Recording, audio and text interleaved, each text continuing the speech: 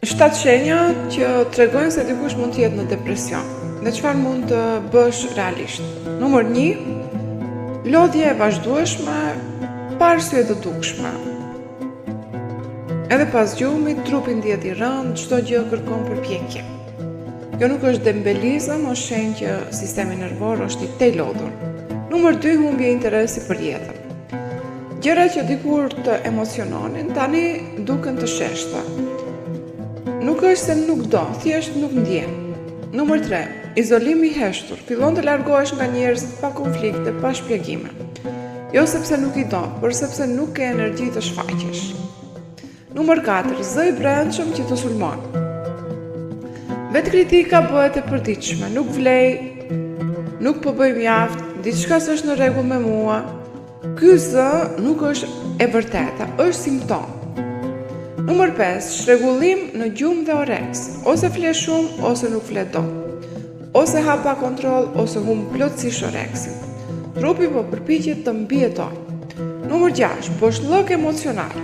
Nuk qan, nuk gëzohesh, nuk zemrohesh, vetëm mpirje. Kjo shpesh keq kuptohet, por është një shenjë e fortë depresione.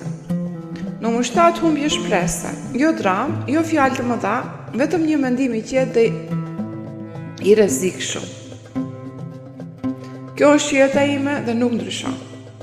Atëherë cila është zgjedhja? Zgjedhja nuk është të mendosh pozitivisht, as të shtyesh me forcë, as të turprohesh pse ndihesh kështu.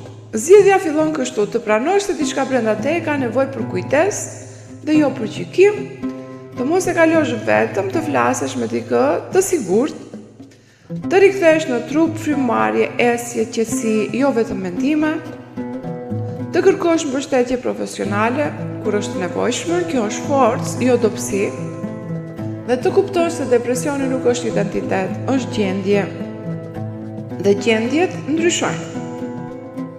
Nëse e pe veten në këtë video, dije këtë, ti nuk je i prishur, ti je i lodhur, dhe lodhja shërohet. Dhe nëse e pe dikë tjetër, mos e pyet pse je kështu, pyete si mund të jem pranë teje. Sepse ndonjëherë një njeri vetëm që qëndron pranë ndryshon gjithçka.